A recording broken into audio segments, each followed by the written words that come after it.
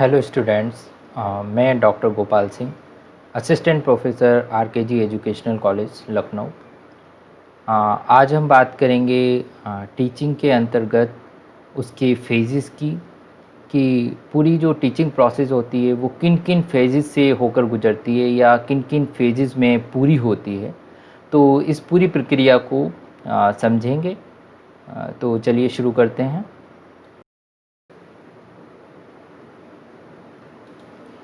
आपके BEd first year के syllabus में technological perspective of education paper में एक टॉपिक है फेजेस ऑफ टीचिंग।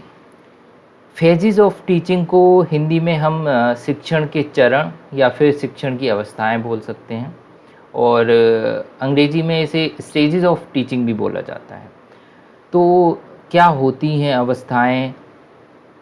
जब शिक्षक क्लासरूम में प्रवेश करता है और उसके पूरी शिक्षण के बाद में वो उस कक्षा को छोड़ देता है या चला जाता है, तो केवल वहीं तक सीमित नहीं है पूरी टीचिंग।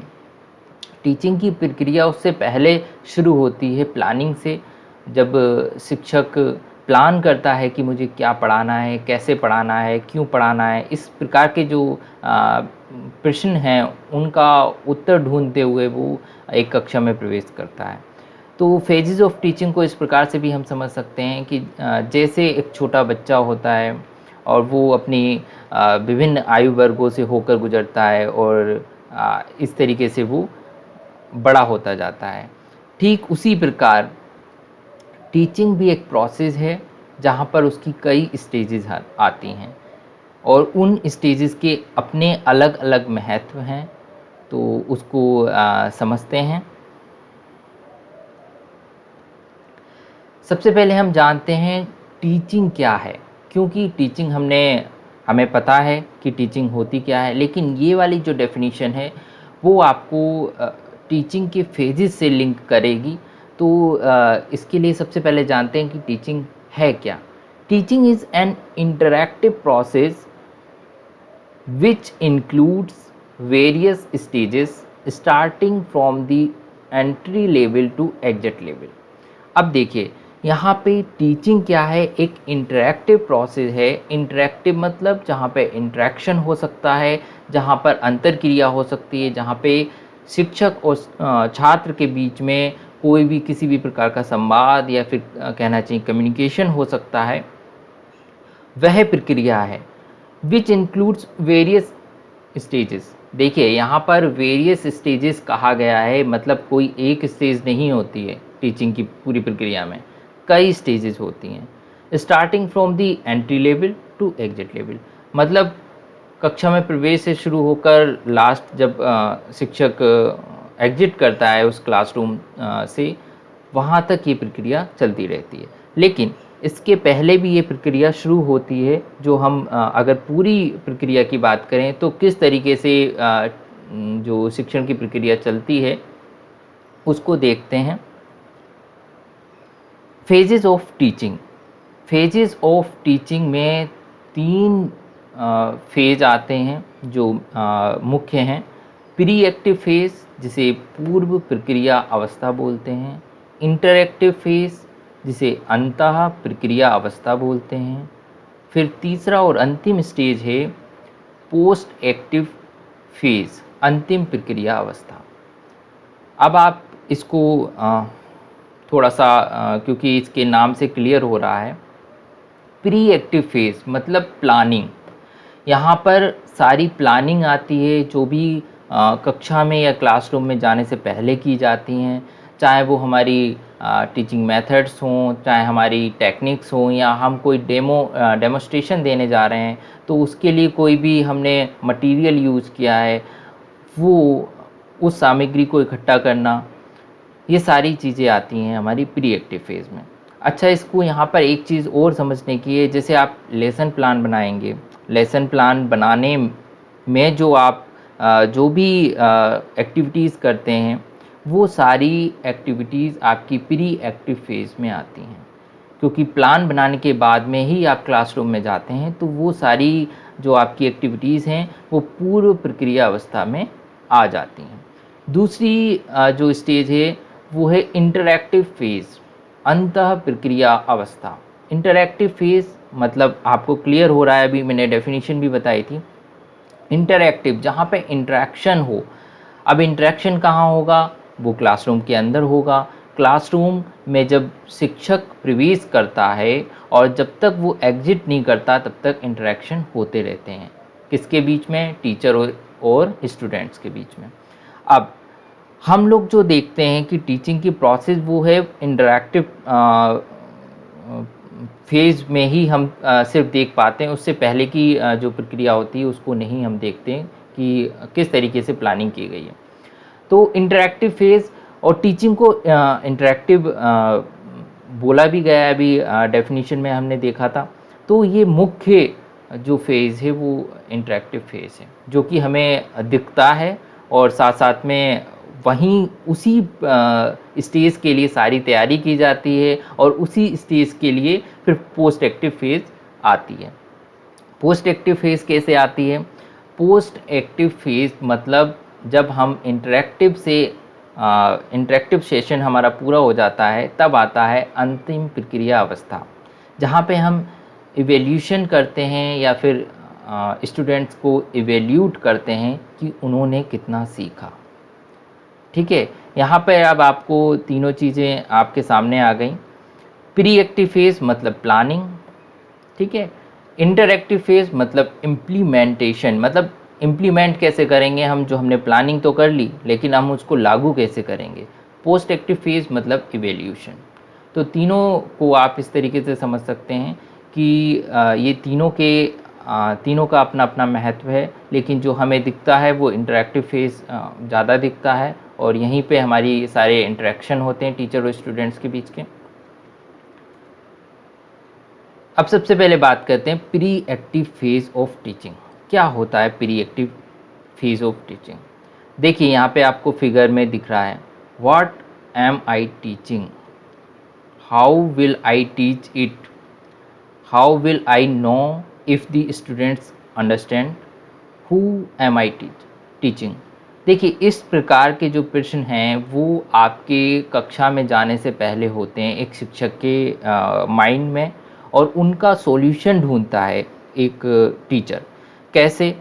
प्लानिंग बनाकर कि मुझे क्यों पढ़ाना है, कंटेंट कौन सा लेना है, मुझे कंटेंट लेना है वो उसमें जो मैं जिन स्टूडेंट्स को पढ़ाने जा रहा हूँ उनका मेंटल लेवल क्या है, उनकी एकेडमिक बैकग्राउंड क्या है, मतलब अभी तक जो प्रीवियस क्लास में पढ़कर आए हैं उससे कैसे मैं कोरिलेट कर पाऊँगा, क्या क्या मुझे एग्जाम्पल्स देने होंगे स्टूडेंट्स के सामने, या मैं कौन सा ऐसा डेमोस्ट्रेशन दूंगा क्लास में जो जिससे बच्चे लिंक कर सकें उस कंटेंट को।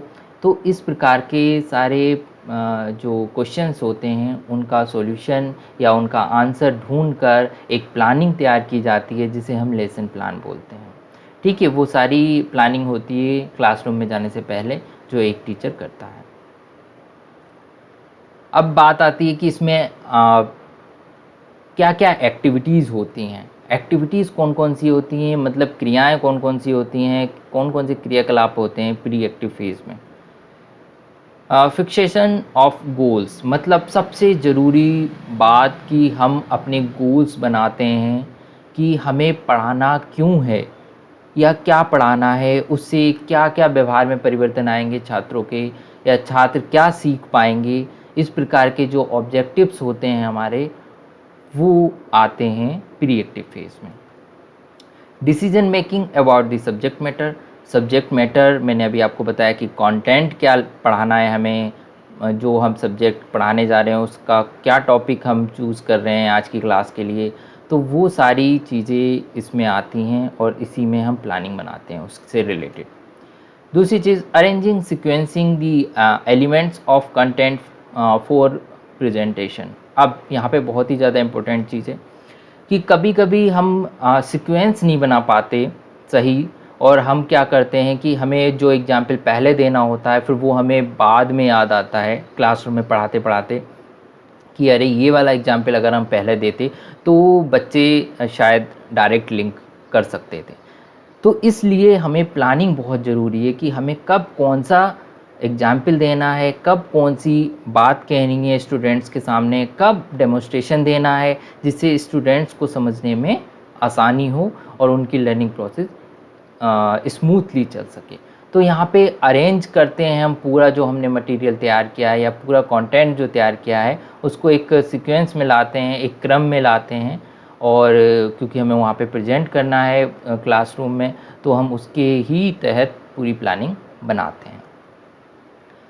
Decision about the strategies of teaching, क्या क्या नीतियों को अपनाना है हमें पूरे शिक्षण के दौरान, उसका हमें निर्णय करना होता है। यहाँ पे कौन कौन सी नीतियाँ या फिर कौन सा मेथड यूज़ करना है हमें पूरी टीचिंग में, ये टॉपिक के अनुरूप लेक्चर मेथड है या फिर डेमोन्स्ट्रेशन की आवश्यकता पड़ेगी, या फिर कहना चाहिए हम किसी दूसरे मेथड को यूज़ करने वाले हैं यहाँ पर। तो वो सारी चीज़ें हमें पहले डिसाइड करनी होंगी, उसके लिए हमें एक डिसीजन लेना होगा लेसन प्लान बनाते समय। डिस्ट्रीब्यूशन ऑफ टीचिंग स्ट्रेटजीज, अब कौन सी स्ट्रेटजी कब हमें लागू करनी है क्लास में, तो ये भी हमें पहले सोचना होगा। जैसे मैंने कहा मुझे इलस्ट्रेशन मेथड भी यूज़ करना है, डेमोन्स्ट्रेशन भी यूज़ करना है, और साथ साथ में मुझे लेक्चर मेथड भी यूज़ करना है। अब मुझे लेक्चर मेथड कब यूज़ करना है ये भी मुझे पहले से डिसाइड करना होगा। किस मटेरियल के लिए या किस मैटर के लिए मुझे डेमोन्स्ट्रेशन देना है ये भी पहले डिसाइड करूँगा, और इलस्ट्रेशन मतलब एग्जाम्पल कब देना है मुझे ये भी मैं पहले डिसाइड करूँगा। तो इस तरीके से ये सारी स्ट्रेटजीज़ मैं पहले डिसाइड करूँगा, फिर उसके बाद मैं क्लासरूम में जाऊँगा। दूसरा फेज़ है वो है इंटरैक्टिव फेज़ ऑफ टीचिंग, मतलब जो कि मुख्य फेज़ है जिसके लिए हम प्लानिंग बना रहे हैं और जिसको हम लास्ट स्टेज में इवेल्यूट करेंगे। तो सारा का सारा जो मुख्य स्टेज आता है वो हमारा यही वाला है, इंटरैक्टिव फेज़ ऑफ टीचिंग, और यहीं पर टीचिंग वो टीचर और स्टूडेंट्स आपस में इंटरेक्ट कर पाते हैं या इंटरेक्शन होता है उनके बीच में। तो यहाँ पे क्या होता है, यहाँ पर वो सारी गतिविधि होती हैं जिसको हम एक्चुअल में मतलब हम देखते हैं कि टीचिंग क्या है। टीचिंग सिर्फ ये इंटरेक्टिव फेज़ को ही हम लोग मानते हैं, उससे पहले की चीज़ हम नहीं जान पाते। तो वो सारी चीज़ जो हम देखते हैं या स्टूडेंट फेस करता है टीचर के सामने, या जो भी सिचुएशन लर्निंग सिचुएशन बनती हैं वो सारी की सारी इंटरेक्टिव फेज़ में बनती हैं। यहाँ पर टीचर पढ़ाने के साथ साथ में स्टूडेंट को फीडबैक भी देता है, रीइंफोर्समेंट भी देता है, साथ साथ में उनकी जो उनको परेशानियां या दिक्कतें आ रही हैं उनको भी दूर करने का प्रयास करता है।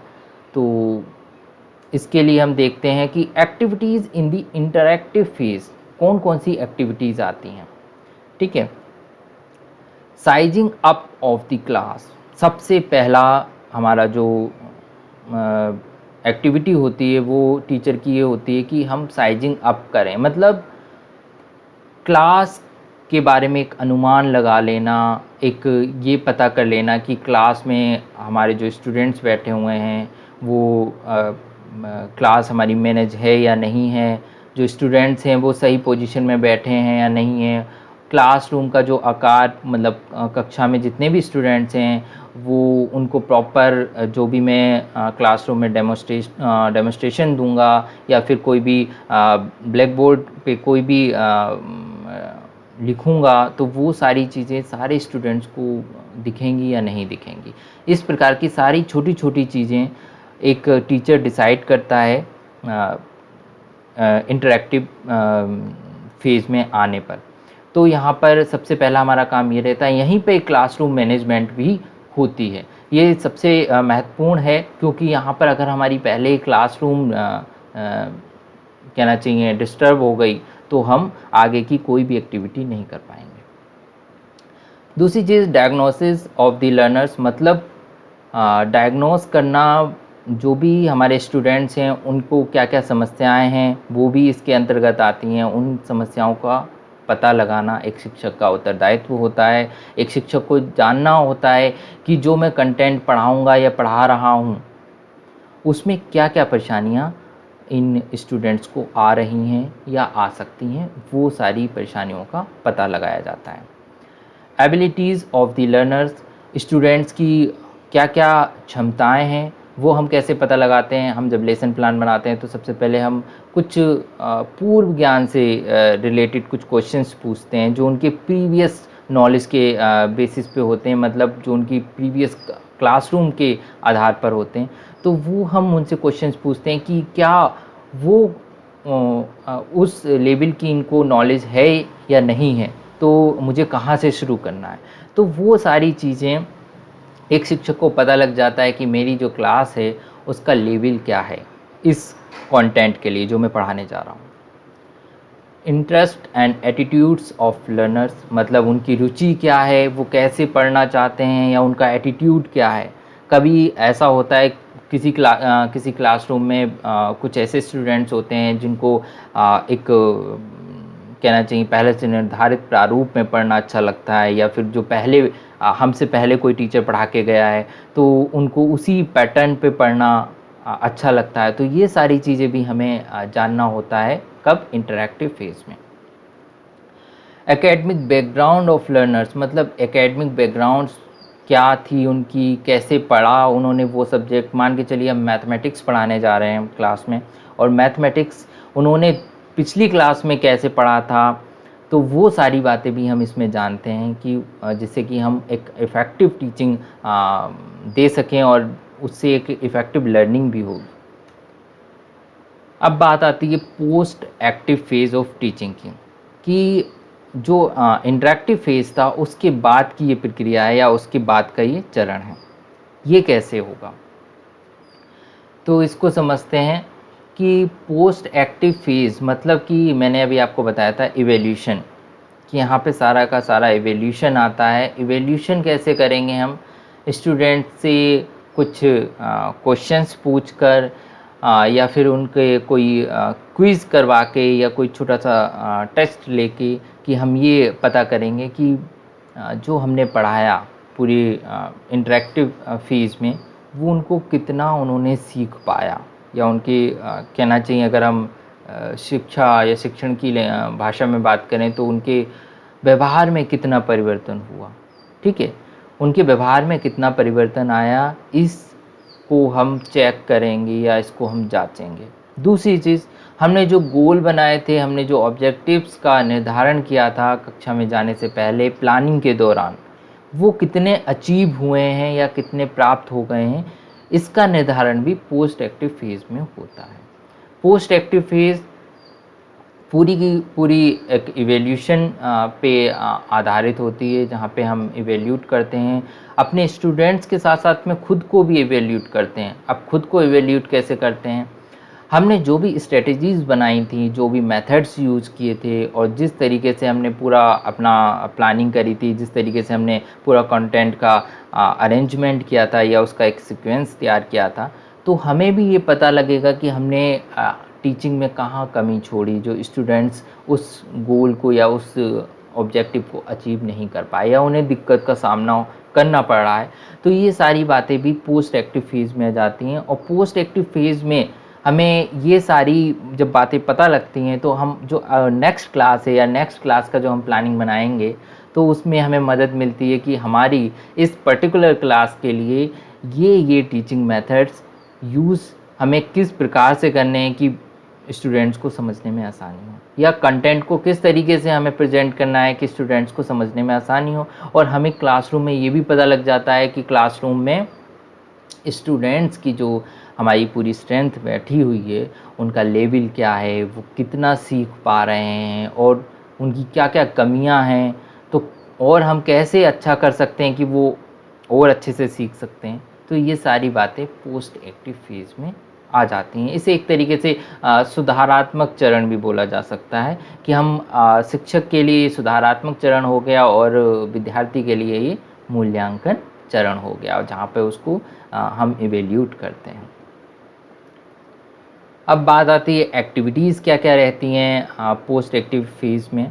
तो defining the exact dimensions of the changes caused by teaching, मतलब कि जो भी शिक्षण के दौरान या शिक्षण के बाद में जो व्यवहार में परिवर्तन छात्रों में आया है उसको हम कैसे डिफ़ाइन करेंगे। या यहाँ पे इसका मतलब, डिफ़ाइन का मतलब केवल परिभाषा देने से नहीं है, डिफ़ाइन का मतलब है यहाँ पे जो मैंने अभी आपको पहले बताया कि उनको हम दूर कैसे करेंगे। जो जो उसके हम ऑब्जेक्टिव्स लेकर आए थे टीचिंग करने के लिए क्लासरूम में, तो विद्यार्थियों ने क्या क्या दिक्कतों का सामना किया, क्या क्या उनमें चेंजेस आए, मतलब चेंजेस का मतलब यहाँ पर है क्या क्या उन्होंने सीखा, क्या क्या उनकी लर्निंग हुई, तो वो लर्निंग कैसे हुई, कितनी हुई, हाँ हमारे उद्देश्य कितने प्राप्त हुए, हमें कितने सुधार की आवश्यकता है, या हमें कौन सा मेथड यूज़ करना है, ये सारी बातें हमें देखनी होती हैं पोस्ट एक्टिव फेज़ में। दूसरी चीज़, selecting appropriate testing device and techniques, मतलब हमें ये भी देखना होता है कि हमें क्योंकि कंटेंट पे डिपेंड करता है कि हमें कौन सा ऐसा डिवाइस यूज़ करनी है, मतलब कौन सा हमें ऐसा टूल यूज़ करना है जो जिससे हम स्टूडेंट्स का मूल्यांकन कर सकें। तो अब जैसे छोटे स्टूडेंट्स हैं तो हम उनसे ऐसे राइटिंग नहीं करवा सकते, हम उनसे क्या कर सकते हैं, छोटा सा क्विज़ करवा सकते हैं लास्ट में क्लास में, या फिर कुछ ऐसी पिक्चर्स दिखा के उनसे पूछ सकते हैं। इसी तरीके से अगर हम हमारी क्लास के जो स्टूडेंट्स हैं वो हाई क्लास के हैं या उच्च क्लास के हैं, तो वो उनसे हम उस प्रकार के क्वेश्चंस पूछेंगे।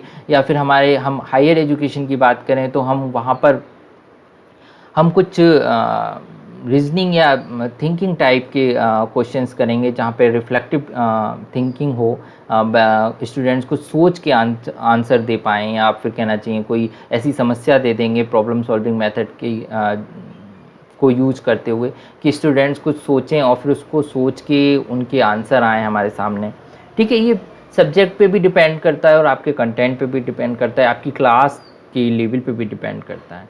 ठीक है, इन तीनों हम जब पॉइंट्स को ध्यान में रखेंगे कि हमारा जो कंटेंट था वो क्या था, हम किस क्लास को पढ़ा रहे हैं, ठीक है, तो उसके आधार पर हम ये डिसाइड करेंगे कि हमें किस प्रकार के क्वेश्चंस पूछने हैं या किस प्रकार के टूल का यूज़ करना है। Changing the strategies in terms of evidences gathered, मतलब जो मैंने आपको पहले बताया कि यहाँ पे हम स्ट्रेटजीज जो हमारी नीतियाँ हैं उनको चेंज भी करते हैं, क्योंकि जहाँ जहाँ पर हमारी कमियाँ लगती हैं या एक टीचर को ये लगता है कि ये सुधार होता तो शायद और अच्छी इफ़ेक्टिव टीचिंग हो सकती थी, तो वहाँ पर हम वो सुधार करते हैं पोस्ट एक्टिव फेज़ में। तो पोस्ट एक्टिव फेज़ में जैसा अभी मैंने आपको बोला कि एक शिक्षक के लिए सुधारात्मक होती है और एक स्टूडेंट के लिए एक मूल्यांकन होता है इस स्टेज में या इस चरण में। तो इसके भी अपना अलग महत्व है, क्योंकि जब अब हम नेक्स्ट क्लास में जाएंगे, उसी नेक्स्ट क्लास का मतलब अगली बार उसी क्लासरूम में जाएंगे पढ़ाने के लिए दूसरा टॉपिक लेके, तो हम उन बातों का ध्यान रखेंगे जो हमने प्रीवियस क्लासरूम में हमने सीखी हैं, क्योंकि एक टीचर स्टूडेंट के साथ में सीखता है और स्टूडेंट्स को सिखाता भी है। अब बात आती है क्या क्या हमने आज के जो हमारा विषय था फेजेस ऑफ टीचिंग, उसमें हमने क्या क्या बात की। तो हमने यहाँ पे 3 फेज़ होते हैं टीचिंग के, या 3 चरण होते हैं। ठीक है, प्री एक्टिव फेज़, दूसरा इंटरेक्टिव फेज़ और तीसरा पोस्ट एक्टिव फेज़। एक बार हम थोड़ा सा रिवाइज करते हैं। प्री एक्टिव फेज़ मतलब प्लानिंग, जो हम क्लासरूम में जाने से पहले करते हैं। इंटरेक्टिव फेज़ मतलब इम्प्लीमेंटेशन, जो हम लागू करते हैं, जो हमने प्लानिंग बनाई है उसको कैसे लागू करेंगे, तो वो इसमें आता है, और जो कि क्लासरूम के अंदर होता है। लास्ट में पोस्ट एक्टिव फेज़, जो कि हमारे पढ़ाने के बाद की प्रक्रिया है, जिसे इवैल्यूएशन फेज़ भी कहा जाता है। यहाँ पे हम इवैल्यूट करते हैं स्टूडेंट्स को भी और खुद को भी। ठीक है फिर, थैंक यू वेरी मच।